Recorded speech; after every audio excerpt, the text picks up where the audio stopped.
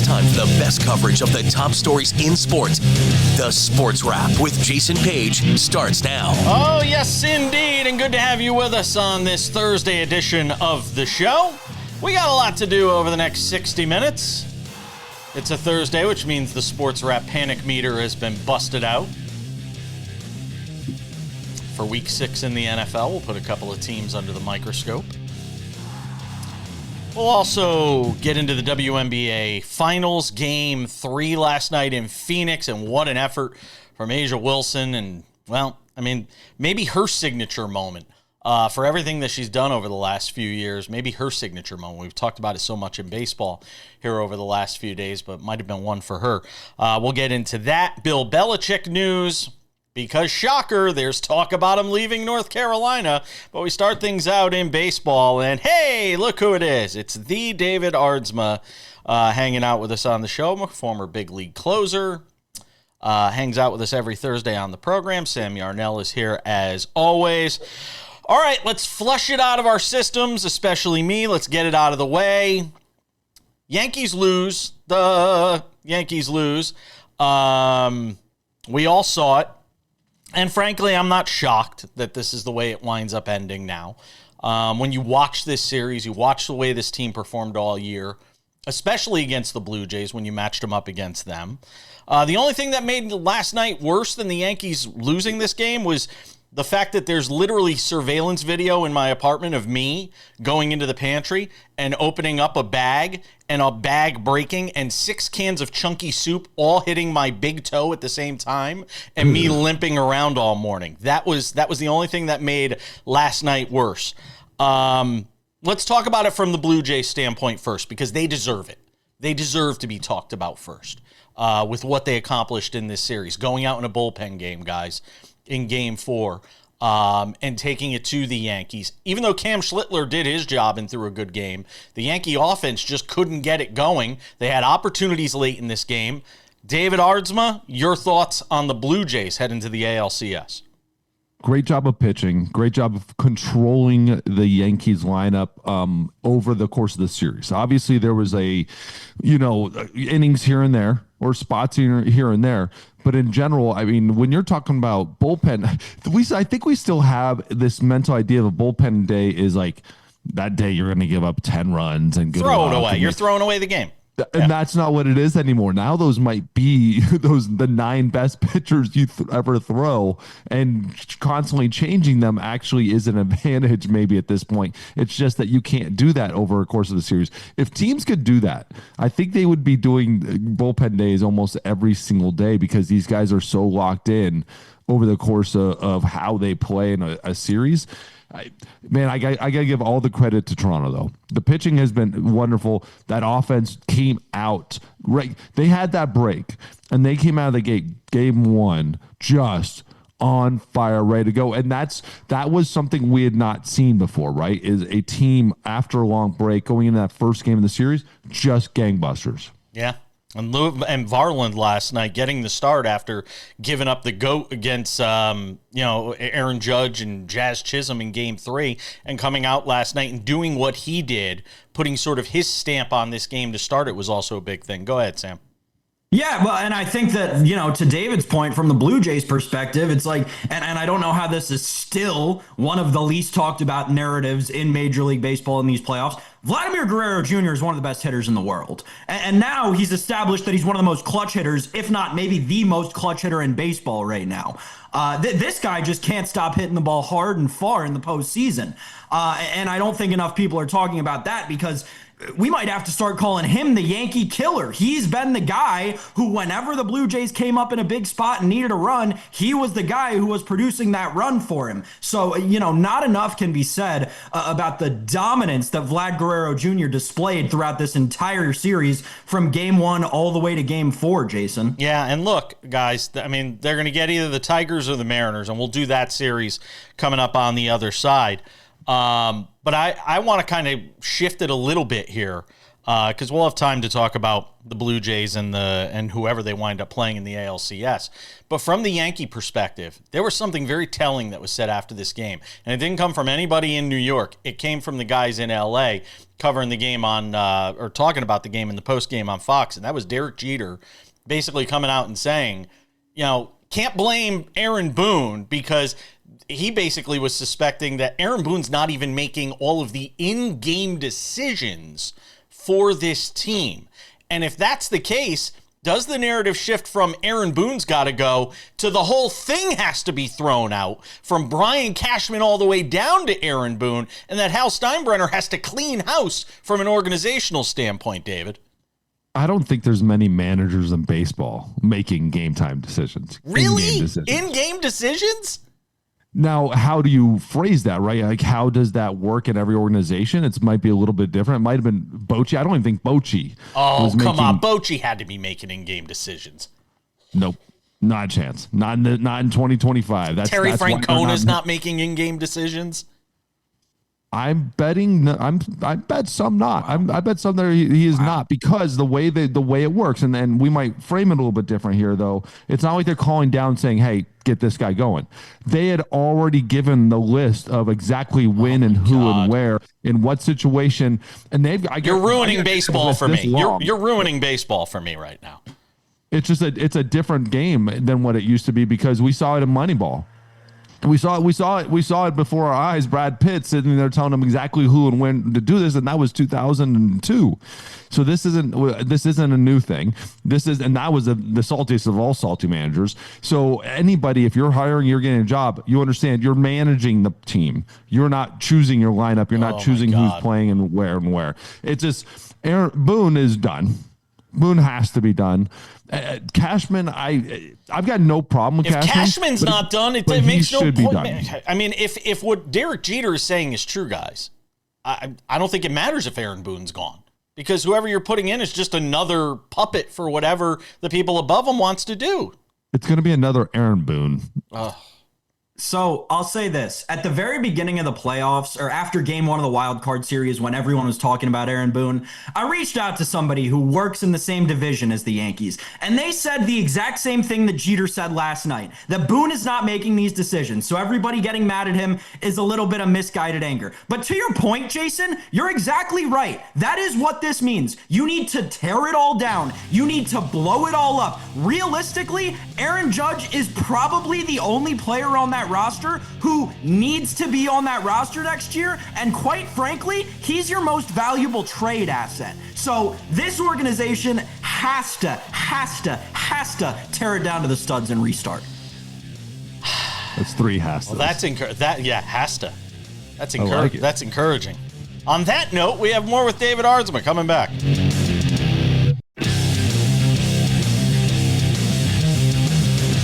Welcome back. We're talking baseball, because that's what Thursdays are for on SportsWrap. David Aardsma, former big league closer, marveling at my diet. Thank you. Healthiest. Killing it. Killing it, man. Killing it. They love me at Starbucks. All right, so the Blue Jays are in the American League Championship Series. Who they will play remains to be determined, but the Tigers took a huge step in the right direction in terms of trying to advance to the ALCS with their Game 4 win in Detroit on Wednesday, guys. Game 5 on Friday with Tariq Skubal going for the Tigers. And boy, you want to talk about a series that has had nothing but shifts. After Game 1, we all said, series is over. You got Skubal going in Game 2. Tigers are up 1-0. Game 2 happens. Oh, no, it's back to the Mariners because they beat Skubal. Game 3 happens. It's a wrap. The Mariners are up 2-1. And then we get to Game 4. And, I mean, the Tigers are down 3-0 in this game. They get up off the mat, guys. Javi Baez shows up. Riley Green finally shows up. They even get Gleyber Torres in on the act. They score 9 unanswered and win 9-3. And now they have Skubal going in Game 5. But the Mariners have proven they can beat Skubal, guys. So I'm not saying this thing is a wrap on Friday night. Beating the best is great and wonderful. Beating the best in the one game that matters. Oh, that is a whole nother monster. Tariq Skubal found a way to always be that guy that wants the limelight, the guy right in the middle, the most important moments. Tariq Skubal seems to keep finding them. And as much as I believe in the Mariners, as much as I love them and I want them to win this series, this is the battle. This is the toughest game they're ever going to have. This might be the toughest pitcher in the toughest moment this organization's ever had. But I'll say this, David, outside of yesterday, and I know they scored 9 runs and they, like Jason said, very much got up off the mat from the brink of elimination. Yeah. This Tigers offense has been anemic for large parts of this postseason. And, it's a great sign that you're hot at the end of game 4, right? Obviously, that's a ton of momentum to take into game 5. But we've seen this team be so streaky with the bat. This game feels like a toss-up, and the winner's the first one who scores 3 runs in my mind. Three is all it's going to take. That's interesting. That's a tough one to me. Like three is it's going to be more than that. Skubal to pitch is amazing, but it's going to take 5 to 6. It's going to take 5 to 6 to me because once Skubal comes out, whenever that is, 8th inning, 7th inning, there's going to be more runs on the board because I went to Seattle this year. That energy in that stadium is unlike anything I had ever felt. And it was a regular season game, just a normal game, and so. I don't think the Tigers are going to feel an energy like that and an excitement like that. Mariners are definitely going to pick it up. So at some point, the Mariners are going to come through. It's just a matter of who on that Tiger offense is going to step up. Like you talked about it. Javier Baez actually decided to contribute to something. The guy who hit 100 in the second half with 1 walk decided to actually play in this series and get a couple hits. Up and down that lineup, no one person just has been jumping off the page. Right? I think the Riley Green home run, the swings he put on the ball yesterday is the most encouraging thing for that Tigers team. They need Riley Green to be Riley Green. And yesterday, he looked like Riley Green. Yes, and they absolutely need him. They have one of the worst offenses in the entire playoffs. So they have to have the whole lineup. It can't just be one guy. And to win a game like this, it can't just be one player. It's got to be that whole lineup. And I don't know if they're going to have enough bats. But Skubal's that X factor. Tigers, by the way, the total in that game, the betting total for the entire game is only 5.5. No. And we don't even know who's starting for the Mariners yet. We don't even know. Would you start Castillo? I would have no problem. All hands on deck. No, but I mean, who are you starting? I start Castillo because that's the only spot I'm going to want him to come into. I'm going to want him to be able to control his start. Interesting. Control his start, do his normal thing, keep his routine, everything the same, and then go all hands on deck, bullpen day. Everybody else is younger than him and can handle it a little bit differently, and just treat it like the Blue Jays did, and just dominate with every single guy because you've got better pitchers up and down. You just got to beat that first guy. You just have to get through to Skubal. Get a couple of runs. I mean, that's all it took really in the second game. It's just getting a couple of runs. I mean, I guess that's the perspective. Go ahead, Sam. No, yeah, I think you're exactly right, Jason. And I think, when we look at moment, Sam, not to interrupt, but I want to ask you, because you're a Skubal guy. You love waxing poetic. You love waxing poetic about Skubal. This is that moment for him. I mean, this is it. All the Cy Youngs, all that stuff, the greatest pitcher, blah, blah, blah. It all comes down to this. I mean, you throw it away in this game, Sam. That's loaded. I don't know. That's an off-season question. But I'll just say this. I don't know. I love the guy. Think he's a hoss. One of, if not the best pitcher in the game right now. I don't know if he gets this win. This Seattle team, man, at home with that, David's talking about that entire crowd behind him in that building, which is one of the loudest in Major League Baseball. It's great. Not to say anything against Tariq Skubal and that he's not a great pitcher. That is a one-of-one environment in Major League Baseball. It'd be hard for anybody to go in there and get a win, let alone Tariq Skubal, who's got nobody and their sister behind him to come in after. I don't know, man. I am nervous about the Tigers going into Game 5. Go ahead, The question David. for me is, how far do you let him go? If he gives up a couple early, if he gives up 3 early, do you just say, Coach, we got this? I think you do. I think in this situation, Really? I don't care what he gives up early unless it's just a monster like 5-1 in the first inning or something like that. I think even if then, you might just stick with him. If he shows you any sign of life, because he's your answer to a certain, like, he's your answer. Now, again, a crazy number at the beginning, maybe that's one thing. Then you just say, you know what? We're going to do the same thing the Mariners are doing, bullpen day. But I might stick with him until his arm falls off. Real quick, in the final 45 seconds, so I only have time for short answers on this. Do we both agree the Mariners give the best chance of beating the Blue Jays in the ALCS?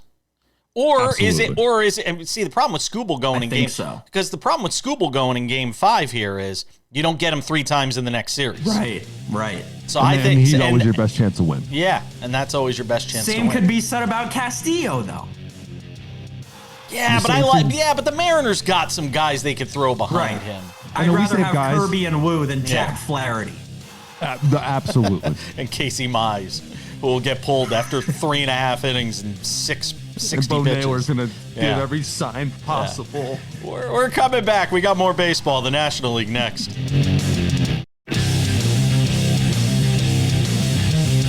We got one more segment of baseball coming up in 10 minutes. The SportsWrap Panic Meter. Breaking that out for Week 6 in the NFL. Put a couple of teams under the microscope.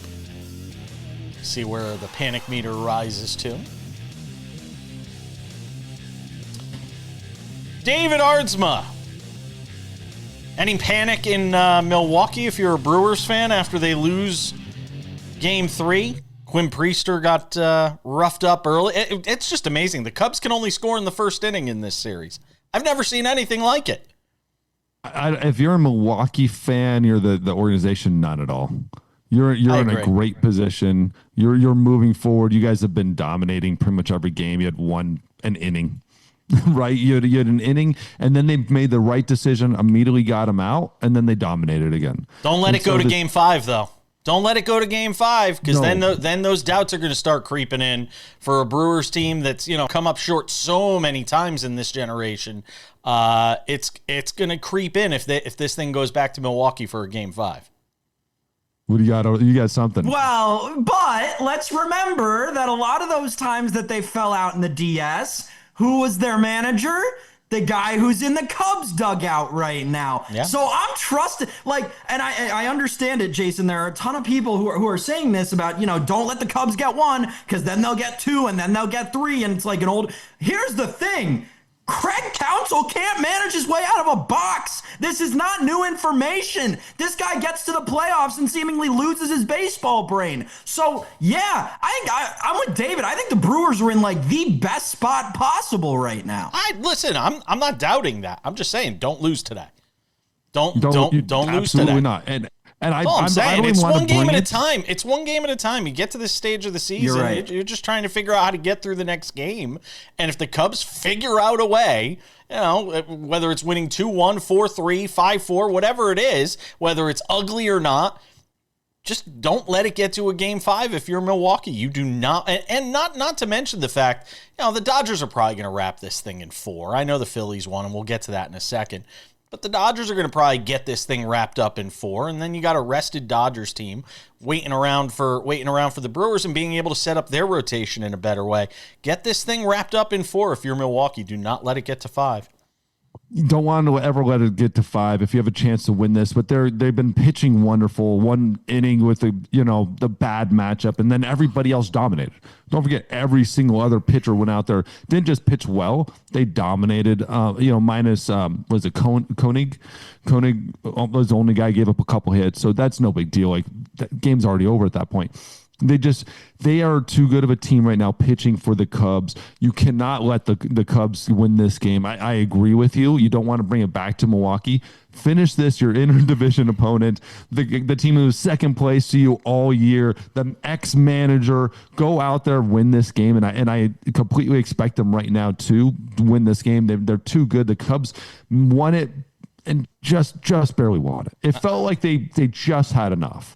Where the Brewers, the other 2 games, more taking over the game. It felt like the Blue Jays Yankees series where it's like, all right, the Yankees had their moment, the Cubs had their moment, but the Brewers are just like, all right, they're playing better. They're a better team right now. And as of Thursday morning, we still don't even know who the starters are for this game. That's Right. the wild. Good. That's the wildest thing. By the way, for people who were just watching and saw me wincing in pain, I banged that big toe that I mentioned in the opening segment, and now I'm in absolute agony. I'm gonna take painkillers. Oh my breaths. God, I'm in so much pain. I never knew chunky soup could be such a damaging thing for one's toe. Let's talk about the Phillies. Who bust out. The offense breaks out in a big way. Kyle Schwarber hits one to the moon. I think it's still. Oh, it just went by me. Kyle Schwarber, 2 home runs last night, and obviously a win for the Phillies. A lot of people are questioning the way Dave Roberts is sort of manipulating this staff and the bullpen. David, I wanted to get your thoughts on that from the pitching perspective. I've got no problem with what he's doing. I can never question Dave Roberts and how he's handling his staff, because basically he's doing it kind of like we've talked about other managers doing it, all hands on deck. He's all hands on deck every single game with the bullpen, with the rotation, just trying to figure it out, flipping a coin and saying, all right, which one of my all-stars Cy Young winners can go today? I've got no problem with it. Sasaki being the closer, I think, is a great move. That guy is a different monster right now. He has a different energy coming out of that bullpen. Then David, use him to close the game. In game 2, they almost gave the game away because they throw Blake Trinan out there when you could have started the inning with Sasaki. I that's what I'm talking about. That kind of thing doesn't make sense to me. But that type of thing hadn't been established, that the rookie who was horrible in the regular season, couldn't stay healthy, couldn't pitch in the big leagues, really had established himself as that. Those are the moments where you lose complete faith in a Trinan and closing out that ball game, right? Like that to me is like, still Blake Trinan has, out of everybody left, the longest track record of actually being able to close out those games. It's just now that moment is what solidifies other guys and their jobs, and they're doing enough to be able to hold on. Sam, go ahead. I think the Trinan thing, though, speaks kind of to David's original point. At least it did to me, because Roberts is literally between, all right, do I take this phenom rookie kid who can't quite figure out his skill set, but like the bullpen's been doing all right for him? Or do I take this guy who was on the World Series team last year? No, I know he can close out games. He's been on the team for 3 years now. He's seen championship baseball. It's like an embarrassment of riches for the Los Angeles Dodgers right now. I think the interesting thing, kind of to me, from a managerial perspective, and how this Dodgers team has run, especially last night, is the Clayton Kershaw thing. We know that the guy has, a horrible track record in the playoffs, and he comes into that game last night and lets the Phillies score all these insurance runs. David, are they going to go back to him ever again in this playoffs, or is he just done and along for the ride? Maybe in a game like this again, where you're already behind the 8 ball, you're getting into the 7th inning, whatever it is, 6th inning, and you need to throw somebody because you still have him on the roster. That was the more surprising thing to me, that he was on the roster and going into the bullpen, but he's there, so you got to throw him. And then when that started happening, at that point you're like, all right, just give us as much as you can. Just give us the 2 innings, 3 innings that maybe get us through this game, get our guys rested to be able to come back for the winning game in the series.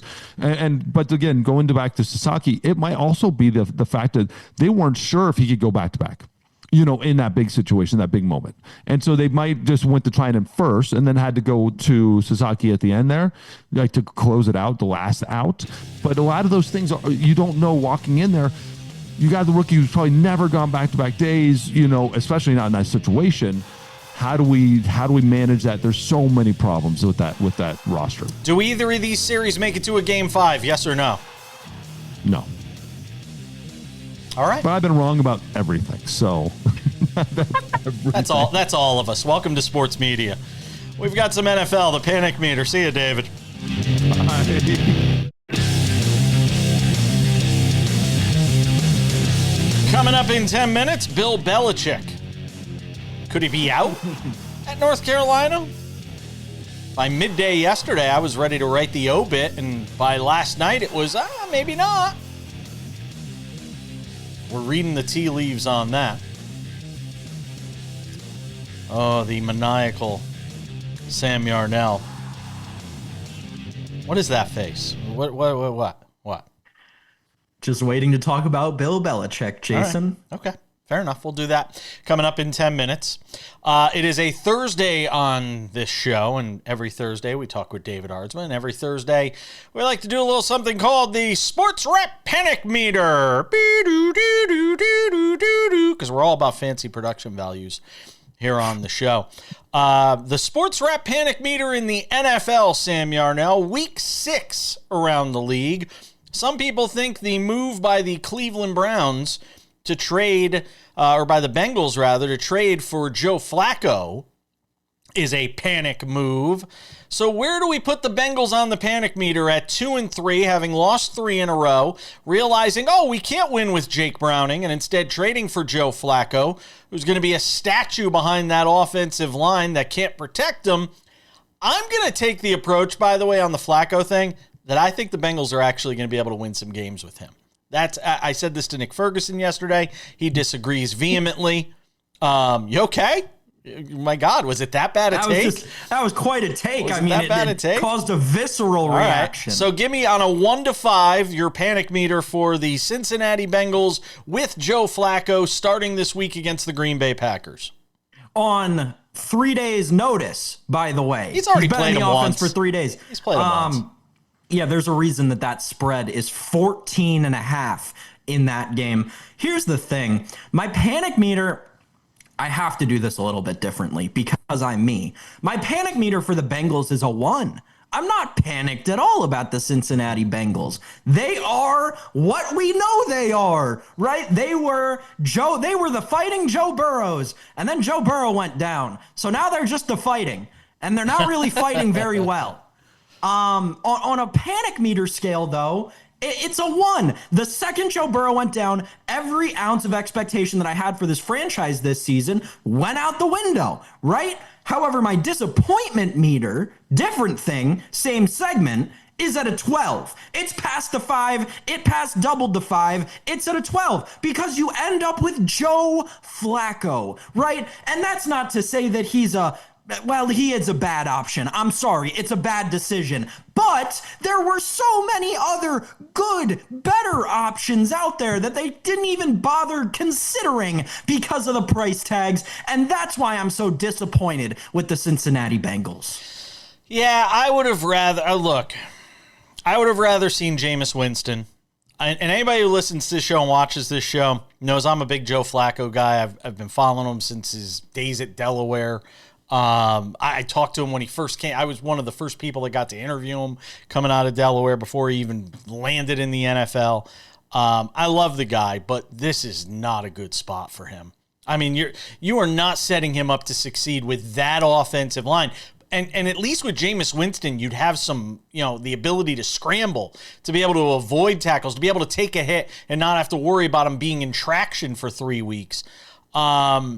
I put the panic meter at a 4 on the Bengals.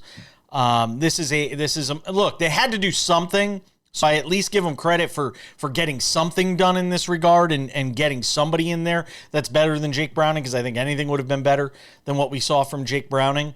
And I got to be honest, I actually like him with the 14.5 right now. As long as that doesn't fall under 14, I kind of like him with the 14.5. I'm a sucker. Too. I'm a sucker for it, but I think I'm taking that 14.5. I don't know. It's the they're getting paid too special, right? It's not like they're just the sisters of the children of the poor. Like, they're professional athletes too. Real quick on the Joe Flacco thing. Guess how much money that man has made in his NFL career? Guess. $140 million. $185 million. He won a Super Bowl. The guy cashed in. One of the most lucrative careers of all time. Remember, he was one of the original bet on yourself in that, and then he won a Super Bowl and he got paid for it. So kudos to him and my buddy Joe Linta. No kidding. My old friend Joe Linta in Branford, Connecticut, who's living in a nice mansion as a result. So, from the Cincinnati Bengals under the panic meter in the last 2 minutes here, Sam, because we only got 2 minutes, the Las Vegas Raiders on the panic meter this week. Where do we put the Las Vegas Raiders at 1-4 with a point differential of -56? This is an easy 5 for me, and I can be even quicker with it. They gave Geno a ton of money. Turns out he's horrible. Can't stop throwing interceptions. They gave Pete Carroll a ton of money. Turns out he's horrible. Can't coach a team anymore, and also can't move on from Geno Smith. Panic meters at a 5 for the Raiders. Their season might be over in week 6. You know what's amazing? This team beat the Patriots in week 1. Mm-hmm. And it's why we can never take week 1 seriously anymore. Can we make a pact? Can we make a vow on the show today? It's October 9th, 2025. We'll pull this out of the vault next year when we start panicking after week 1 because the Lions lost to the Packers. And oh my God, it's now the Packers division and all these different things. Can we make a pact today? A solemn vow that we are never going to take week 1 seriously anymore, that it's just an extension of the preseason. It's like an extra preseason game. We can't. We can't take it seriously anymore unless you're the Ravens and your whole season gets thrown away. I'll go with a 5 on the Las Vegas Raiders. There was so much hope when they brought in Pete Carroll. There was so much hope when they brought in Geno Smith. And I'll take a bullet here, literally or figuratively. Feels like I took one in my big toe last night. I'll take one because I thought Geno Smith was going to make this team better. I thought Pete Carroll was going to make this team better. I thought they'd be respectable, and they have been an utter disaster. There's no getting around it. And I don't have to sugarcoat it even though I live in Las Vegas because I don't go to the games anyway. Why would I go to the games? They suck.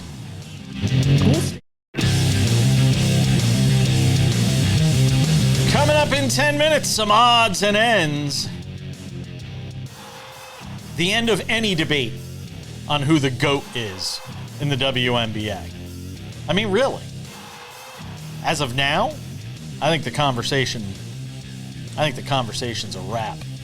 But I have a bigger question I want to ask on the WNBA that we'll get to coming up in 10 minutes in odds and ends.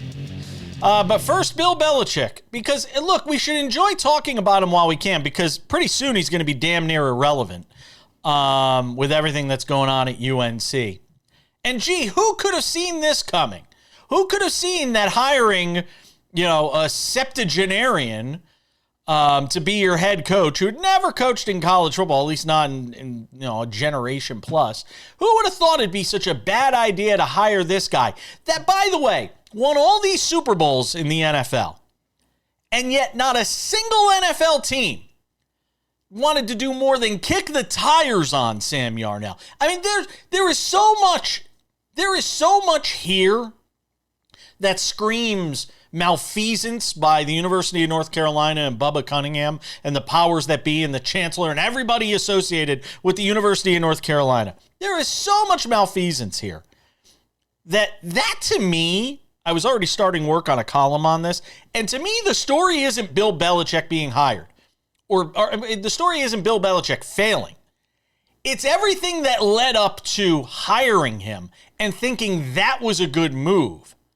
To me, when we talk about the post-mortem. So the story is Bill Belichick, there was talk yesterday that he was working out a lesser buyout with North Carolina so they could part ways potentially.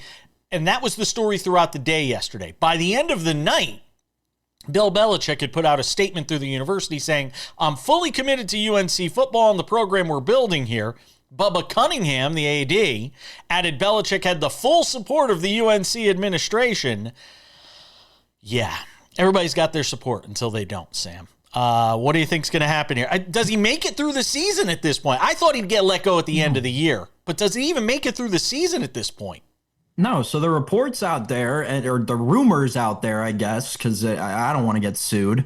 Allegedly, we'll just throw that in here at the beginning for safekeeping. Yeah. I got an attorney. Allegedly, Bill Belichick is going to not coach the game against Cal. Obviously, UNC, and the timing of this is just so perfect, right? This all comes out during the UNC bye week. If there's nothing else to tell you that this was real, it should be that. So the rumor is that he's not going to coach the game in Cal next Friday.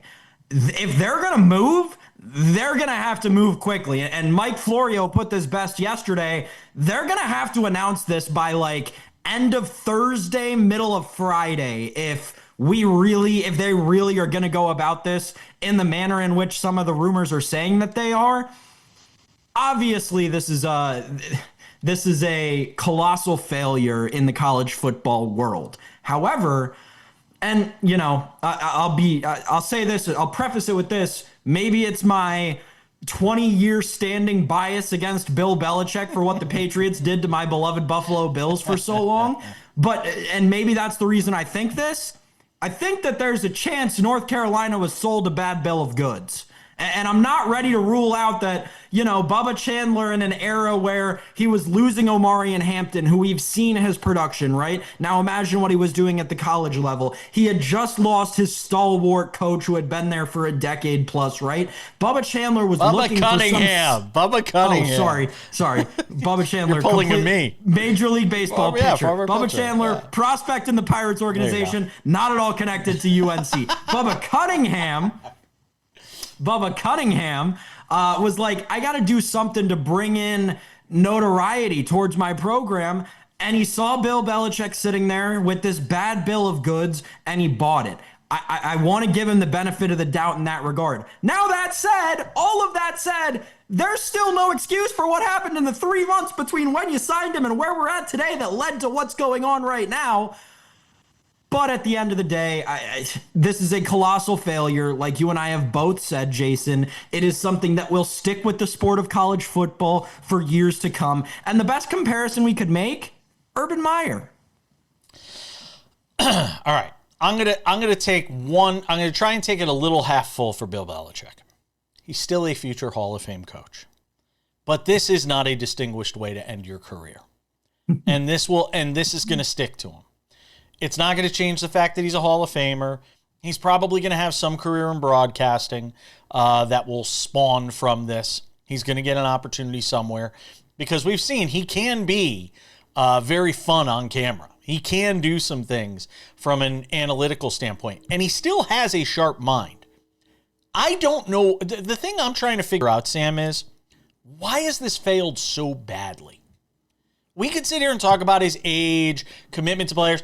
And by the way, of all the people I feel sorry for the worst are all the kids that decided to go to North Carolina because Bill Belichick was there. And the bill of goods they were sold to change wherever they were going to go to school, and now they're left in a lurch. Now, again, transfer portal, guys will be able to move around. But still, you've set your career in a bad motion and in a bad way because you were sold a bill of goods. So this thing trickles down all from the top at Bubba Cunningham, who may have been sold a bill of goods. And then Bill Belichick, who might have been sold on, hey, we've got some great players here and we've got some things to build around the bill of goods. And then players coming to North Carolina saying, hey, you've got Bill Belichick here and he's bringing this coaching staff. And they were sold a bad bill of goods. Everybody was sold on the idea that this could be successful, even though all of us standing back and watching from afar were going, no, don't do it. It's like watching the horror movie when you're getting ready to see the person open the door, knowing there's somebody with a hacksaw behind it, and you're just going, no, don't open the door, and they open the door. That's what happened at North Carolina. They opened the door. And there's been a bloodbath ever since. Hey, Jordan Hudson's got her ring, though. Everything's good for her. We're coming back.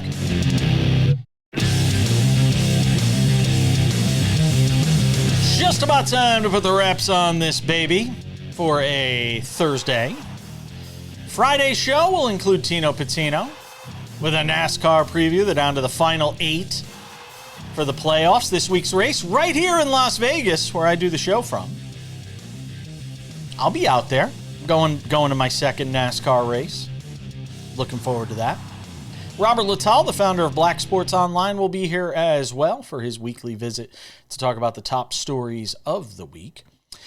But right now, a couple of reminders before we go. If you haven't done so yet, make sure to subscribe to the SportsWrap with Jason Page podcast. It's available on all your favorite podcasting platforms: Spotify, Apple Podcasts, YouTube Podcasts, iHeartRadio, TuneIn, Odyssey, Amazon. Anywhere you get a podcast, you can subscribe for free. Listen to this show commercial-free Monday through Friday, again, wherever you get your podcasts. If you haven't done so yet, make sure to subscribe to the Sports Wrap with Jason Page YouTube channel. I'm telling you, great content there every day. Sports Wrap shorts, instant reaction when games and big games. We've got them up there for you all the time. Sports Wrap shorts, huge endeavor that we've taken on here on the show. Go and subscribe. It's free. You could also watch the show there Monday through Friday, 45 minutes commercial free. It's available early in the afternoon, oftentimes before some of our TV affiliates air it. So if you're looking to get it first and fast, there you go on our Sports Wrap with Jason Page YouTube channel. And without any further delay, ladies and gentlemen, time for some odds and ends. Odds and ends, Sam Yarnell, to the WNBA, and kudos to the Las Vegas Aces, who are one win away from another WNBA championship after A'ja Wilson hit this shot last night just before the horn sounded in Phoenix. A game Mercury team that came from behind and damn near stole this game 3 and made a series of it. And then A'ja Wilson did what A'ja Wilson does, and that is ball out when it matters the most. She had a huge game in what is essentially the put-away game of this series, as nobody's come back from a 3-0 deficit in the WNBA. Yeah, and it leads me to ask this question, Sam Yarnell. As much as we talk about the great athletes in sports and the great athletes of, this generation and different sports that we go into, and we were talking about Aaron Judge having his moment in Game 3 of a series the Yankees wind up losing. He has his moment, and then they lose in 4, and everybody's going to forget about that moment for the most part. Here's A'ja Wilson with all her MVPs, with the championships, the success that she's had. And it really took her doing this last night for me to kind of recognize that this was her moment last night. This shot, which essentially locks down this series for the Las Vegas Aces. This was that moment, that kind of moment for A'ja Wilson, who's not just one of the greats in the WNBA or the greats in basketball. She's one of the greats in sports, and it's time we start talking about it a little bit more in this era of Caitlin Clark and talking about, what players are doing on the court or off the court and their podcasts and endorsements. A'ja Wilson's just out there balling. She's like Nikola Jokic. I mean, all due respect to Nikola Jokic, all due respect to him because he's a great basketball player. He couldn't touch how dominant A'ja Wilson is. People do not, and they will still and probably never will, understand how good of a basketball player A'ja Wilson is. I can try to describe it for you, considering she just won her 4th MVP, 2nd in a row, 3rd in 4 years. She just won her 3rd Defensive Player of the Year, 3rd in 4 years. She is going for her 3rd WNBA championship this season. She is a 7-time WNBA All-Star. That is in an 8-year WNBA career. I don't know what to say. There are very few athletes in sport who dominate the way A'ja Wilson does on an individual level when it comes to a team sport. She went 34. She is truly the golden egg of the, and we can talk about Caitlin Clark and we can talk about Paige Beckers, and they're all great. I'm not taking anything away from any of those women because they are all incredible athletes. But A'ja Wilson is the best player in the WNBA and will continue to be the best player in the WNBA as long as she's hitting shots like this to send her team one game closer, one game away from lifting another trophy. 34, 14, and 3 blocks last night in what is essentially a closeout game. 11 of 20 from the field. And it's the game winner. In the final minutes, Sam Yarnell, let's talk about the prime game, because it isn't bad enough if you're a New York sports fan right now that you've got to deal with, we get the Eagles coming off a loss at home to the Broncos against the Giants tonight. I haven't even looked at the line on this game, but I will. It's 7.5. How are the Giants only getting 7.5? I know they're at home. 40.5 is the total, Sam. I don't know. What do you got? This game smells like stay away 6 ways to Sunday, but I'll tell you this. This usually happens around this time of year when the New York baseball teams let that city down. And one of the New York football teams who are just at the bottom of the barrel in the league usually tend to get a win that they shouldn't around this time of year. I'm not saying I'm not saying I'd put my money on it even with them plus the 7.5, but I would not be surprised if the Giants won this game. If I don't take the Giants, I can't take anything. That's kind of my rule because there's a helmet above me that says the Giants. I'll take the over 40.5 because I can't take the Giants. I got to take something. I'll just take the over. Don't tail me tonight. Thanks to David Aardsma. Thanks to you, Sam Yarnell. We'll see you all back here on Friday.